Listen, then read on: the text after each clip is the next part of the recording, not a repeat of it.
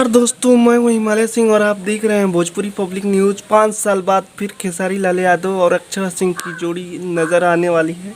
जी हां, 5 साल बाद अक्षरा सिंह और खेसारी लाल यादव न्यू कॉन्सेप्ट में नज़र आने वाले हैं, जिस फिल्म का नाम है आशिकी। इस फिल्म में पहले काजल राघवानी और खेसारी लाल यादव जी को साइन किया था, लेकिन अब खेसारी लाल यादव और काजल राघवानी के बीच विवाद चल रहा है। उसी के कारण से काजल राघवानी को हटाकर और अक्षरा सिंह को ले लिया गया है इस फिल्म में।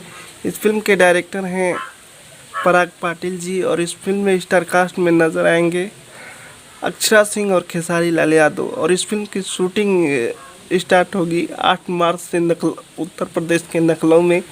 तो आप लोगों को खेसारी लाल यादव और अक्षरा सिंह की न्यू फिल्म का नाम कैसा लगा और कमेंट करके बताइए। और हमारे चैनल भोजपुरी पब्लिक न्यूज़ पे नए हैं तो चैनल को सब्सक्राइब कीजिए।